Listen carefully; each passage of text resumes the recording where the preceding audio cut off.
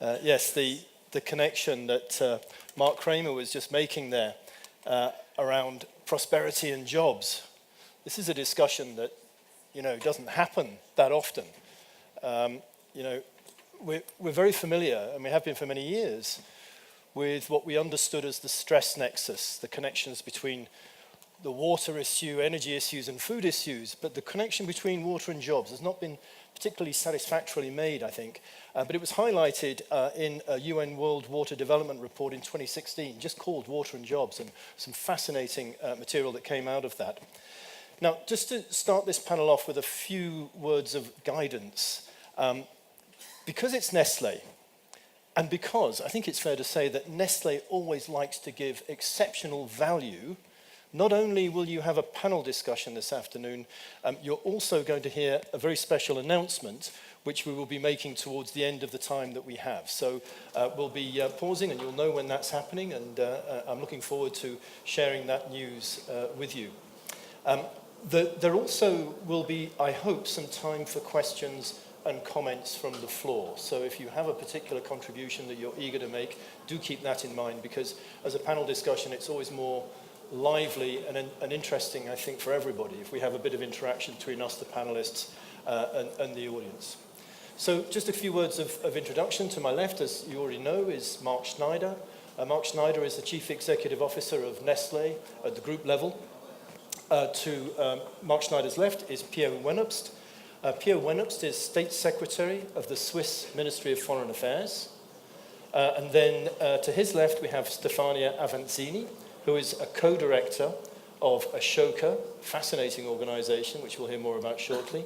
And to her left is Dr. Claudia Sadoff, who's Director General of the International Water Management Institute.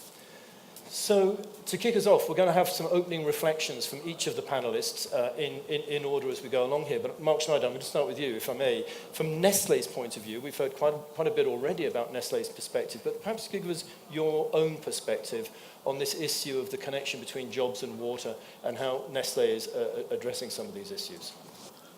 Rob, thanks for the introduction. I love your ways of building excitement towards the end of this panel. So I hope you're sharing that excitement, the curiosity of what's about to come. So warm welcome to the audience here in the room and out on the web. We appreciate your interest in what we're discussing. As you know, at Nestlé, we care intensely about sustainability, and we love it when other people that we work with share that same commitment and work with us on these goals. So I think with the Water Week here and the intense focus on water, it's a good opportunity to reflect on how this is connected to some other areas of sustainability that Nestlé has been working on in the past very patiently. And as you know, and I think Paul Bulcke mentioned this in his speech, as the world's largest food and beverage company, for the 152 years of our existence, there has been a deep connection with agricultural communities around the world as we source agricultural products, and a strong commitment to sustainability and working with them. And I think what often kind of eludes our attention is how closely the development of these agricultural communities is connected to water. And as we look around water-scarce areas, whether it's here in Latin America or the western part of the United States, vast stretches of Africa or Australia, it's so apparent that water is a rate-limiting factor when it comes to economic opportunity and agricultural opportunities. And that we need to stay focused on this issue if we want to provide thriving environments for these agricultural communities. And that is something we care about deeply. And with that, we also see a connection to another area that at Nestlé we've been investing a lot of work on, and that is providing livelihoods, job opportunities, and a perspective to young people around the globe. So for several years now, we've been working patiently on youth opportunities, increase the education level, increase the employability. My executive board colleague, Lauren Frex, has been patiently spearheading this. We've done amazing projects all over Europe and Latin America. We're now turning this into a global initiative. We have announced last year that one of our goals is to provide by the year 2030 economic opportunities to 10 million young people around the planet. So very lofty goal here. Clearly something that we can only accomplish in partnership with many people. But water is a key aspect of that, because only with water do we assure that agricultural communities continue to offer a meaningful perspective to young people. Only with that can you stop some of the urban migration that's happening around the globe, and that's compounding employability issues for younger people. And that set of interrelated issues we love to work on, we love to invest time on it. And again, depending on what angle you take, whether it's the agricultural side or the water side, it's always important that we do this in partnership with the people around us. Thank you very much. And then, so let's move along then. Pierre Wennubst, Mark and others have talked about partnership already. You're from the Swiss government. What's the role of government development agencies in actually catalyzing some of the changes that we seek here in terms of job creation and addressing water issues? Thank you, Drew. So, why a government is participating in public-private partnerships? So let me frame a little bit my intervention by starting by saying the Sustainable Development Agenda is asking for what at the end? For value-based systemic changes. Systemic change means complexity. So this is already giving you an idea already why we need partnerships. Typically the role of a state, of the government, is what? If I boil it down, because I have just 4 minutes, so I have to simplify. We have two instruments, incentives and norms, right? If we kick in with norms too early, with the normative aspect too early, so top-down, basically decision that you do this and this and this, we impede the change. So you have to come in with the normative work only when you know the systemic change is already happening. And at that time, then you can bring in also the role that is part of the public sector, define the norms for the future of the societies. So what is about the partnerships here is about incentives in most of the cases. And in this case, we are talking about how you get youth into the equation. We keep on talking about youth here, youth there. The youth should be at the center, but actually it's not so easy to do it. And this is the way we are trying to work on different partnerships. Some of them work better, not so good, and so on, but this is the way we go. So, what are we expecting from our partners? From the corporate sector, we're expecting that the corporate sector engages business diplomats. And this is basically, the speech we heard at the beginning from Mr. Bolker was a perfect business diplomat speech. This means what? We can engage, also on a political level, we can engage in the same kind of discussion. In the past, 20 years ago, we could not even clearly have the same jargon. We would have different ways of approaching those things. Now we are talking the same language because we are all in the same boat. We also need to look on the long term. Now to get to, if you allow me just one example, because then what does it mean at the end, offering incentives to startups, to activities for youth? Concretely speaking, what a change means from a public perspective is when water-related initiatives are actually leading up to a kind of a different governance culture for all the citizens. The concrete example, a Swiss startup with some of the incentives set up what they call the magic box to clean, to have from very dirty water, have potable water at a very low cost for villages in remote areas like in Senegal. And so we were very pleased and thought that, okay, this is the advance, the technological advance about the fact that we can have water cheaper. And I say, no, the real breakthrough of this magic box was another one, was a change in some element of the governance at local level. Why? Because this machine is run by young entrepreneurs, so with a profit-making concept. See, this implies the entrepreneur and the community sit to define a price, right? This means implying some ethics. There is certain rules of the game you have to respect, right? Now the machine is run via internet. The internet tells you, through the internet, it tells you have to change the spare parts and so on. Now, guess what? At a certain moment, some of the young entrepreneurs said, okay, instead of stay with the same price, I increase the price twice.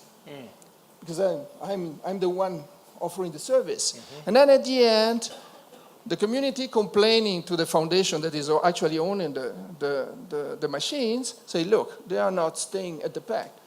And what happened? Via internet, you switch off the machine. And 2 minutes later, the entrepreneurs say, okay, I stick to the agreement. This is what I mean by having innovations that not only brings in technical innovation, but also slowly, sometimes through the hard way, this was a hard way, teach how you, yourself as an individual, you work on your ethics and your governance aspect. This is why we love being engaged in this kind of thing. It's a fascinating example, because what I think you've talked about there is you just hold on a moment, because I want to just make sure I understood that correctly. From what I took of that example is you've combined youthful, innovative thinking, an entrepreneurial spirit. There's been something that's been created there that leads to a real social outcome, and yet also a power shift when the price goes up that then needs to be moderated, and that can only happen with collective action, with some sort of attempt to make sure that price is kept at a fair level in order to get the community benefits that would accrue. Is that summarizing it correctly? This is summarizing. What is the next step? The next step is, instead of having 4 machines in a country like Senegal, when you have 35,000 machines, this means you will have to work again on the governance. Right. And that gets into the next thing, because the next question is going to be terrific as a small example. What about scale? How do you go to scale with these things? Now one thing that we know for sure, and your example highlights it brilliantly, is that we need innovation and we need young people at work on the ground. And I don't know of an organization that does innovative work on the ground in terms of helping young people to become change makers and change leaders than Ashoka. So I don't know if everybody else understands Ashoka's work that well, but Stefania Avanzini is a co-director. Just tell us a little bit about Ashoka and the kind of things that you're doing at grassroots level. Thank you, Rob. Yes, for everyone to know, Ashoka is best known as the largest network of social entrepreneurs. And I did not want to use the word system change, but I'm very happy that Pio is using it. We're really looking for system-changing social entrepreneurs. No, and just to give you a few examples for those in the room who have never heard about Ashoka, some famous names are, for example, Jimmy Wales, the co-founder of Wikipedia, or also Mohamed Yunus, the founder of the Grameen Bank. And I wanted to give you an example that maybe you might not know, but she's working in water. Marta Echevarria, she's working in watershed management. And what she has achieved is bringing to the table public and private water users. And what is really incredible is that she has managed them to actually accept to pay a higher price to finance watershed protection activities. And what I really still wanted to share is that at Ashoka, we believe that anyone can lead positive change. We said it before, but I just wanted to underline it. I really believe that corporates can become key players at addressing social and environmental problems when they address it through their core business. And I'm very happy that I am part of this younger generation that is actually asking this change to accelerate, since we are all looking for meaningful jobs. We're looking to consume brands and products where we know how they're made and what is their impact on our health and our planet. And again, I'm saying this also because today I think companies have gone through a major digital transformation in the past, and that today is really the area that is starting is the social transformation. And let me give you just one concrete example of how we partner with a company. Is Boehringer Ingelheim. It's a pharmaceutical company. Say the name again, please. Boehringer Ingelheim.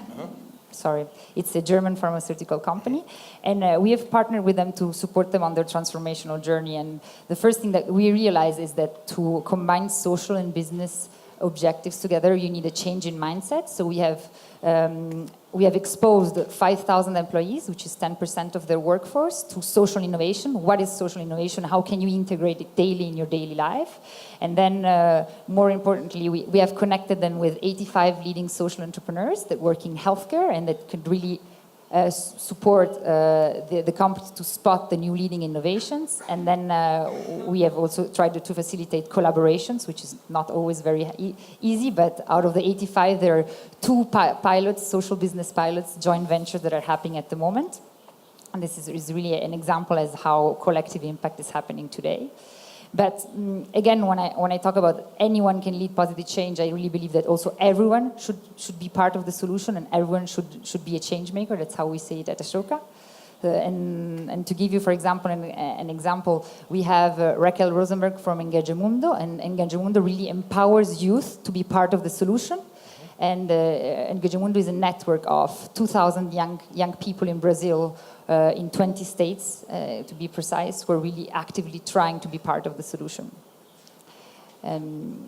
What I still also wanted to say is that the younger generation, as we said, can play a big role, and we're really, at Ashoka, we have a holistic approach, and we believe that change-making skills should be addressed at their younger age. So if we manage to transform the way that the younger generation are growing up, they will become problem solvers in their community, and they will be empowered to address water issues in their local communities at scale. And maybe last thing, but we're going to be talking also later, I'm a firm believer about collaborations across sectors, so I'm very excited about what we're going to announce next. Exactly, and so you should be.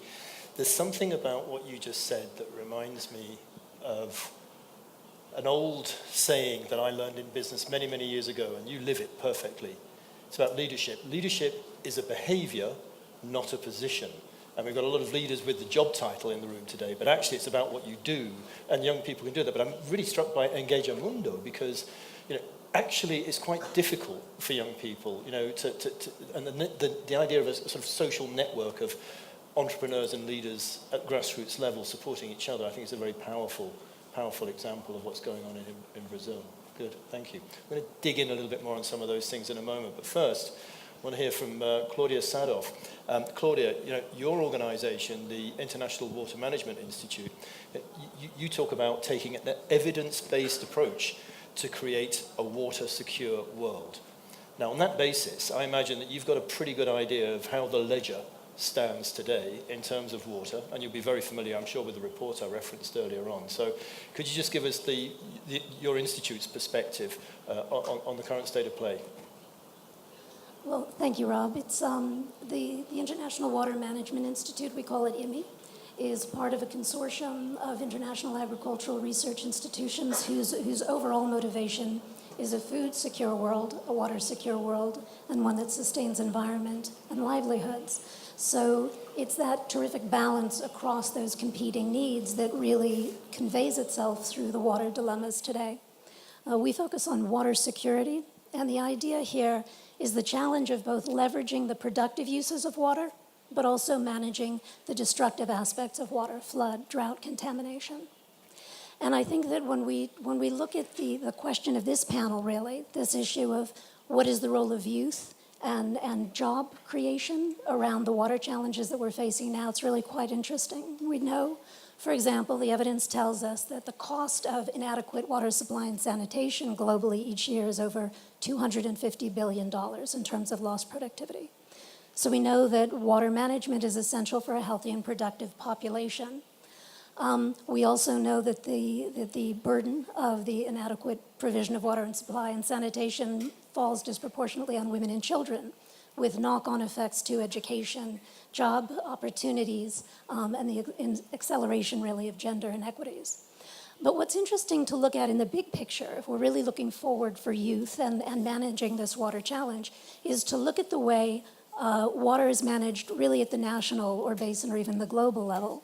Because the decisions that we make with regard to water management affect the opportunities for employment, they affect growth opportunities, they speak to geographical opportunities, where you make water available, at what cost, in what quantity and quality, what reliability, either creates or undermines economic opportunities to sectors. So this has a structural impact on economies. Are you trying to create or sustain an agricultural economy? Are you trying to transition to a more industrial economy?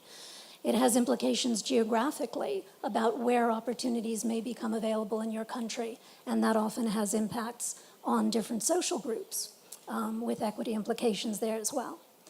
And what we've seen globally is that traditionally agriculture is the primary consumer of water. Historically, 90% of water was used in agriculture, and that was fine when populations were lower and water was plentiful.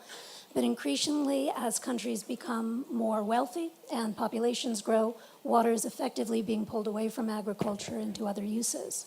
So globally now, we're at about 70% of water in agriculture, and water is being pulled to industry and services. So if we expect that to continue as populations grow and as economies grow, how do we manage that transition? And that's exciting. And this is a real question for youth. Because on the one hand, we need to focus on making farmers more productive and managing their transition and ensuring their livelihoods. And on the other hand, the same disruption is a word that's often used very positively in the newer generation about all the opportunities that that creates. So what are some of those opportunities for youth? And those are actually very exciting and very next generation. What are the next generation jobs to do with water? And we see them everywhere, and I think they're very exciting. We see much greater efficiency in agriculture, precision agriculture, drip irrigation, but drones and moisture sensors for precision agriculture. We see many more closed-loop processes like the one that was mentioned this morning with Nestlé's milk production in industry.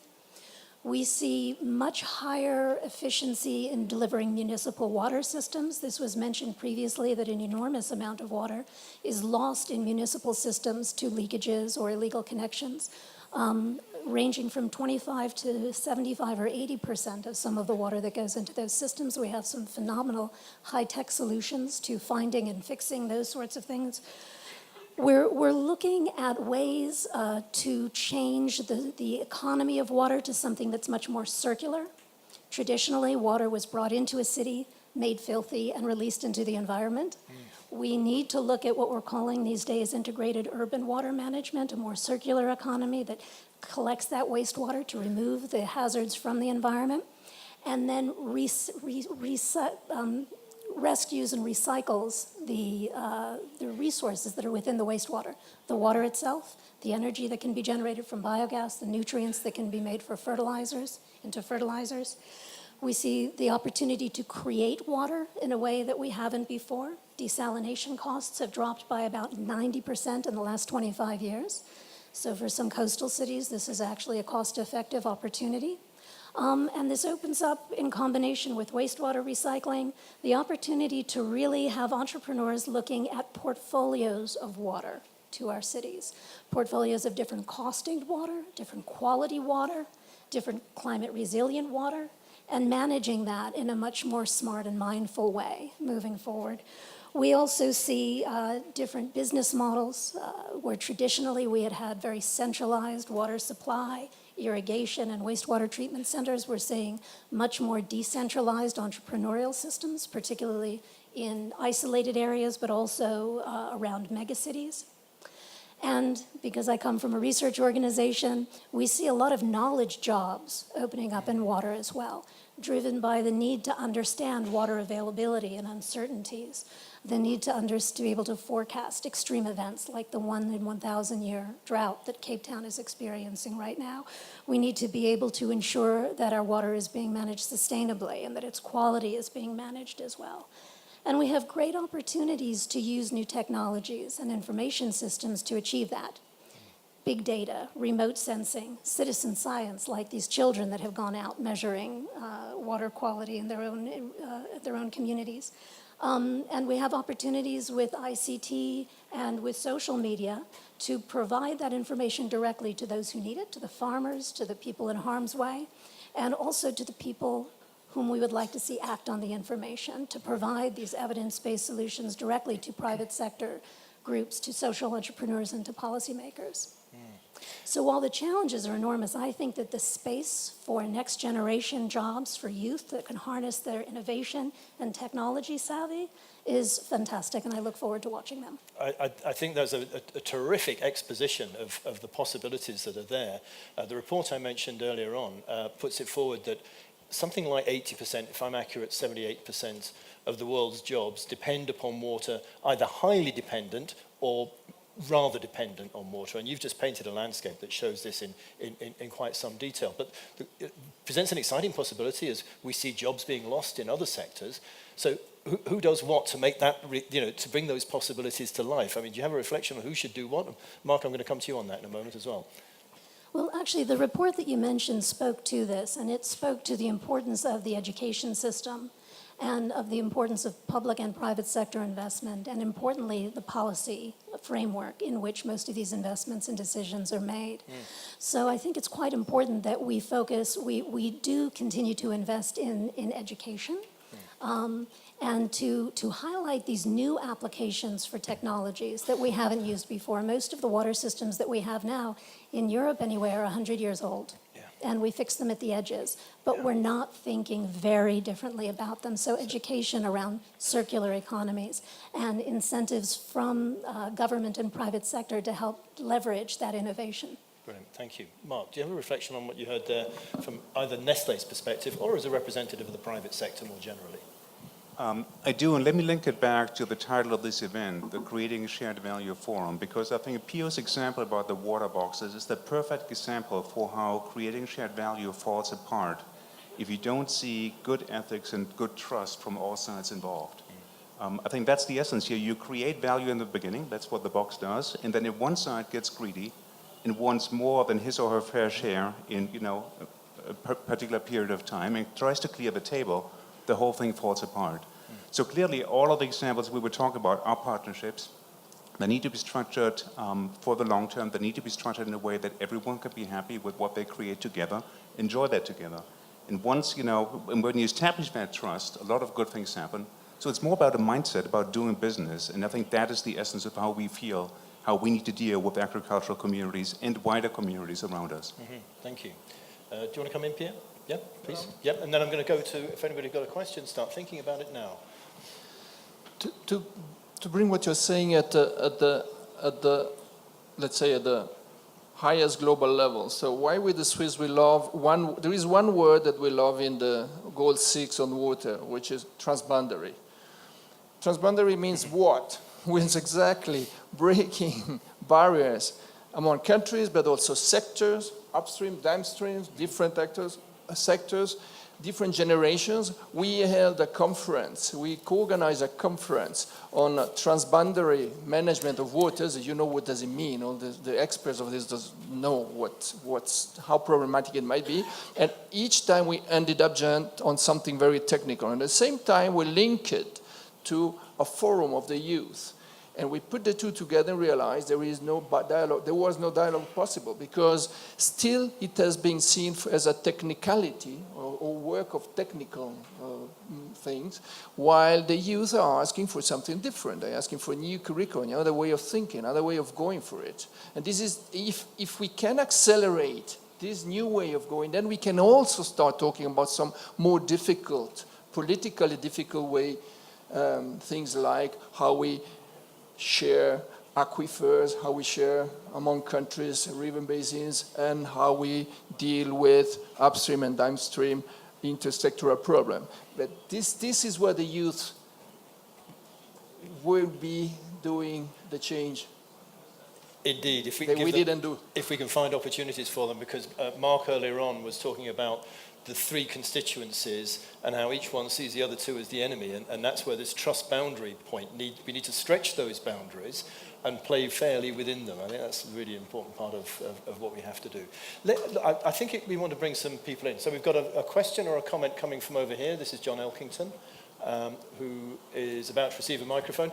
Just say your name and organisation would be very helpful. Thank you, John. Is this working? Yeah, yes. it is. John Elkington, a member of the Nestlé Creating Shared Value Council. Fantastic panel, thank you for it. We're talking about water, and we're talking about young people.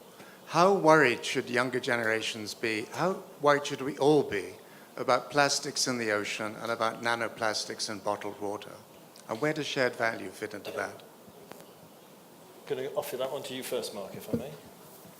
Look, really important issue, and one that I think we should all be concerned about, and one that has a lot of different dimensions to it, from plastics waste to water testing, water purity. So a very wide issue, something that we all need to focus on, and where, again, just like the essence of this panel is showing, partnerships are going to be very important. Finger pointing won't help. This is where we all need to be diligently working together, establish the baseline data, establish, where health concerns, where there may not be health concerns, and then work on it going forward.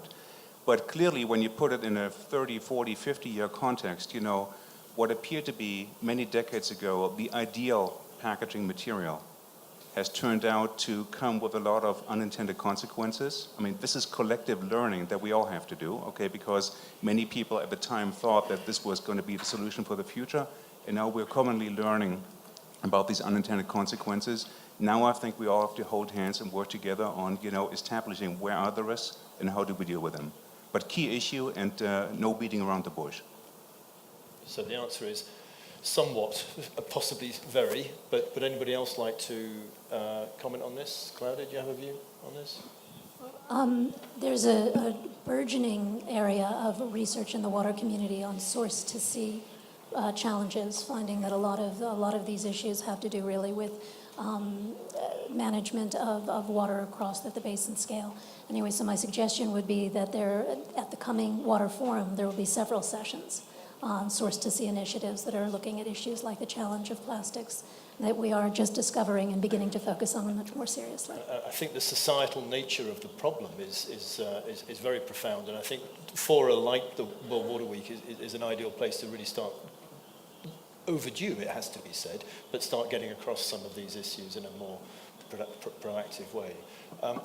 Anybody else? We've got a question or a comment coming up just down here. And again, just your name and organization, if you would, please.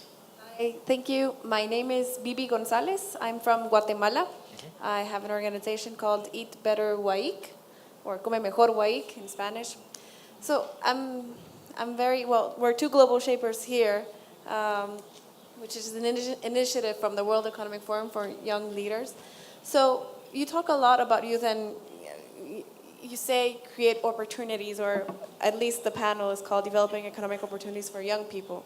So how then are you guys, or how are we as young people going actually to have these opportunities? Is it by having a post at the public level, at like some sort of minister or government side, by being social entrepreneurs? And how then are we going to foster these change, not only by leaders, but to all people? And also, how, if there are people like these, how are we going to create that bond then? So again, it's coming back to the action of how we make this happen. So do you want to come in on this? So one of the It'll come on. Okay, one of the answer will be coming up in 2 seconds. But exactly, there is not one only single way. Getting a position in the public sector in Nestlé, or being a social entrepreneur, but the point is that how can we go in the same direction? How to make sure that we go towards the same direction? And this is exactly what we have been trying to do. We've been trying now for 1 year.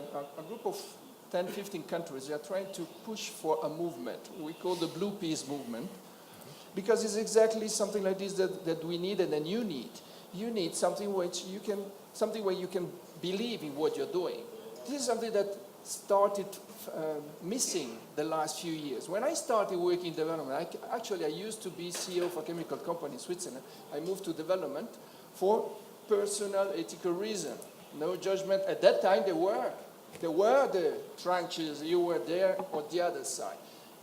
The point is that it's almost a question I'm asking, going back to us to you. So what can you do to make sure that you participate and transform in a transformative manner, that all we are going the same direction? The Blue Peace movement that we're trying to launch is exactly picking up all kind of innovative ideas that can be from small, big businesses going in the same direction. This is basically the point. There is not one single solution, but some of the solution will come up. Just a very brief comment, and let me add a bit of spice here. I fully agree with what Pio said, but as a concept, I hate leaving debts behind. Okay, and so frankly, I don't like this idea of leaving something to the younger generation. If we learn something, before we're dead, we should start getting to work on fixing it. Okay, that is also creating shared value, because there's not only equity among people who are alive, there's also intergenerational equity. And when you learn about something, it's your obligation at that point, once you're sure about where you are, to do something about it. So that's why, we can help from different vantage points, but we all have to help. This whole solution, well, the younger people will take care of it, that's not a solution. We all have to help, but as you said, there are very different ways of helping from many different vantage points. And in fairness to Bebe, to your point, Pio, she's here participating, and I think that's kind of the first step, isn't it? So, exactly that. What are you going to do? Well, you turned up. Well done. That's what we want. One of the other things I'm kind of interested in that we're sort of feeling our way towards here is when we think about the investments and that are needed to sort of improve water and sanitation facilities, and we heard it a little bit earlier on about the jobs that are created immediately in those efforts. Perhaps one of the problems is we don't think expansively enough about the jobs that are then created secondarily. And I wonder if we brought that lens to things, we might find that some of these investments start to be made more readily because we can see the kind of corresponding benefits. Is that a fair observation, do you think? What do you think about that? I'll just take nods as yes. And yeah, go ahead, yeah, please. Well, Stefania. Do you want to go first? No, you go. Just rapidly, it's like in April I will talk to a sector which is a financial sector in the London Stock Exchange, to try exactly to trigger even some changes there that will bring at the end, even in the financial sectors, new ideas and new kind of jobs. Sustainable finance and impact investments is something relatively recent, but it implies completely another way of doing your business as a financial specialist. These are all new ways where youth is going to engage, as a simple example. Yes, and I also wanted to add a small point of we at Ashoka really believe that everyone can become a change maker and to have everyone in the same directions. What we try to do in our network is we try to shine a spotlight to these amazing young entrepreneurs and to what they're doing and try to support them, to connect them and to support them to scale up their initiative. And probably what we'll also be talking later is often social entrepreneurs have bright ideas and innovative solutions, but they're lacking the support to scale up. And one of the things is also access to finance. Yeah. And definitely an issue where we can improve. Stefania, I've got news for you. We can all say that because he'll say the same and I'll say the same, and I'm sure even the government probably says the same. Yes, we'll take a question from Nancy here, and I think that will probably be our last one before we need to move on. Name and organisation, please. It'll come on. I'm Nancy Birdsall. I'm a member of the Advisory Council for the Creating Shared Value. I wanted to ask, I think it's a question mostly for Mark. President Moreno referred several times to collective action, and surely that's the greatest challenge. It's relatively easy in settings, including Brazil, where governments are starting to work much better than they did, say, 40 years ago. I'm thinking about Africa, where collective action, particularly among governments, but also government, private sector is very tough. I'm curious whether, from Nestlé's point of view, you know how in the oil business there's now the phenomenon of stranded assets and the push for companies to voluntarily indicate the risks that they face because prices could change or policies could change. Is there anything to that for Nestlé's in arid parts of the world where a lot of production, say dairy farming, you rely on, or in other ways? I mean, also São Paulo, what was the cost, if anything, to your markets for bottled water and chocolate in São Paulo? Or what would be the cost if there really were a crisis in terms of access to water in that city? So in summation, direct business risks of water scarcity, water stress. Well, I actually heard two questions. One is the direct business risks, and yes, that is a key issue because, look, agricultural production requires water, and so if in your immediate catchment area you have to face a scarcity of supply, then at some point you have to cease production or curtail production, and hence there's a lot of follow-on costs here.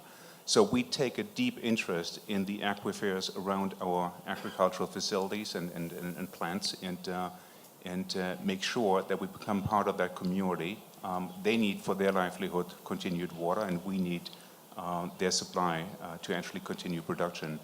But the other question I also heard is, partnerships in an environment where the state may not be helping. Think about war zones, for example. And I think one of the things that really makes me proud on behalf of Nestlé is we have so many examples where at the grassroots level, we're still engaged in working with people, sometimes facing immense danger, and nonetheless, staying connected with those communities as long as possible and really maintaining some of the good work, even in environments where the state is simply not there or the state even may be working against you.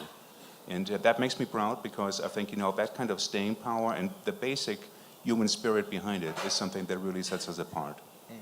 And Nancy, you began your question again referencing this issue of collective action. It was the beginning thread. And I think it's a very suitable segue into the announcement that we wanted to make at this moment, because there's a reason why we've orchestrated the panel with the three people here, because Mark, maybe you'd like to kick off with the announcement that we're able to make today, and we'll see some of this on the screen behind us in a moment. So by now, we've been warming the stage, as you can see, and we hope that we are building some excitement. But with the seating order here, you also see three partners in a new venture called the Social Investment Accelerator between the Swiss Development Corporation, Ashoka, and Nestlé, where our goal is to help social entrepreneurs really scale up their businesses, get access to financing, and gain sustainability forward for the ventures that they're engaged in. And we believe that's a very worthwhile endeavor. And let me put it into a wider context. I think collectively, one of the key learnings over the past decades is we've all recognized the limitations of huge, massive top-down projects. And we've all seen, how much power can be unleashed when things happen at the entrepreneurial grassroots level, when people take individual responsibility and get something done. But very often, of course, they need help. They need capital, they need skills, they need coaching, they need mentoring. And so unleashing that power, I think there's tremendous opportunity here, not just in a business entrepreneurial environment, but also when it comes to social entrepreneurship. And hence that project, at the initial stage, we're focusing on Africa. We are thinking about 12 social entrepreneurs that are going to be part of a 6-month program. It's about areas that we all care about, so water supply, it's about food safety, as an example, and it's also about youth employment. And there will be a lot of coaching, a lot of mentoring. I'm very proud to say that 18 Nestlé employees are volunteering their time to be part of this program. And we're very excited partnering with Ashoka in that context, but also having the support from the Swiss Development Corporation. Thank you, Mark. And so from Ashoka's point of view, Stefania, just tell us why this is important to you. Why does this matter to you? And what more can you tell us about the specifics of the program? We're very glad to be for this partnership to happen. And as I was pointing before, it's social entrepreneurs often have bright ideas and innovative solutions, but they often lack the support to scale up. And so this accelerator their objective is really to support social entrepreneurs to become investment ready, so social entrepreneurs that will be participating in this accelerator will be looking for investment for the first time often, so debt or equity, and they will be supported by mentors from Nestlé, but of course also by finance mentors who will help them shape their business model and strategy and also shape their investment pitch. So there will be a closing event where the social entrepreneurs will present in front of potential social impact investors. Mm-hmm. And Pio, SDC has lent its support. What are the outcomes that you're looking to secure from this partnership? Preparing for the real change. This kind of projects will lead eventually. This is one of the projects, but there are others that are working on this kind of projects that we hope that this will bring to real change. By the way, another reason why we are putting together the forces, because we don't only want to be socially nicely motivated, but we want to also to create something cool, something new, something fresh, something moving maybe fast, something that the young generation will look at it with interest. And usually if this kind of initiative comes just from a government side, usually it's not that cool. Usually we are kind of tendency are kind of old-fashioned and so on. But the idea is good. That's true. we are supportive of this, and we hope that this joint venture will bear the fruits that you've been asking for with in representing the youth in this during this panel. I'm going to come to you in a moment. I'm going to come back over here. Stefania, I just want to come to you for a minute. Pierre's just described it as cool, which is great, but it's also relatively small. I mean, it's a small start, right? So what's your vision? What's your dream? What's your hope for where this could go in the future? Without putting anybody in the spot with big demands, but what do you think it could be? Of course. But this is the first pilot for us, and I really hope that we will be able to replicate such a program and other also types of support that we give across other continents, and also leverage up. This is a small cohort of 12 that will be testing it, but we are planning actually already to replicate it in the future in Africa, but also in other countries in other continents like Latin America.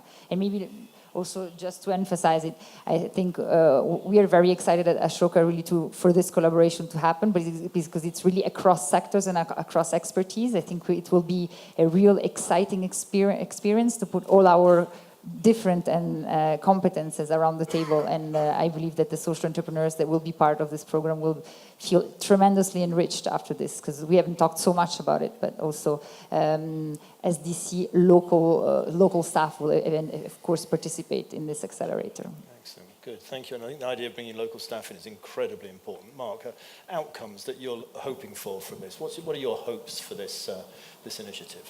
Clearly this idea of having social ventures, giving them the opportunity to scale up, be successful, be there for the long term, and giving them access to financing, giving them access to advice, do the right things. But I think also when you're wondering why the three of us, I think we've heard this is the essence of Ashoka as a thought leader in social entrepreneurship. I think it's also, there's something Swiss about it. The Swissness in this is apparent because, this whole idea of self-reliance and individual responsibility and, free people in a free environment doing good things together, that's important. And I think it's the essence of Nestlé. So I think it's the essence of three organizations and their values really overlapping a bit to bring good things to life. Mm-hmm. The essence of Swissness also means keeping to time, so we better not run over too much. We've got a couple of minutes.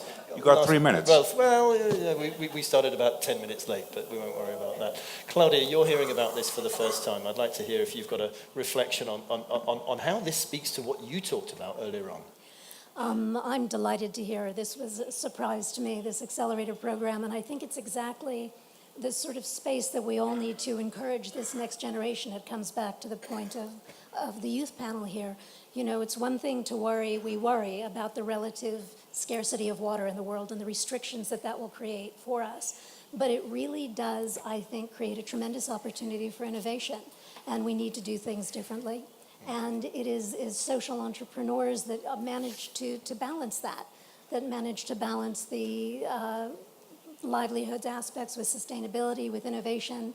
And so I'm very excited to see what the Accelerator brings forward, and to the extent that it can help motivate people to work on the issues that I think are most important. And one thing I would hope for it, if I may, is that other organizations will look at what's been achieved across the three constituencies and say, look, we could do that too. Why don't we take that model rather than inventing our own and redeploy that model elsewhere with Ashoka or with others? So, look, we have to bring this to a conclusion. We said, right at the beginning, that it's very, very rare that we think about jobs and we think about water in the same conversation. And, there's only so far you can go in a panel discussion, but I'd like to warmly thank all of you for engaging with this. And we said it was an underserved debate. And hopefully we've started some debates that could carry on hereafter. Our panelists will all be around for the rest of the afternoon and early evening. And if I may, one final advertisement. If any of the representatives in the audience that are from Brazil want to speak to Stefania about some of the social entrepreneurs that are at work here in this country, here and now, please do find her, because I think she'll have some really interesting things to share with you. But without further ado, may I ask you to just warmly thank our panelists for their excellent contributions, and I'll hand back to Patricia.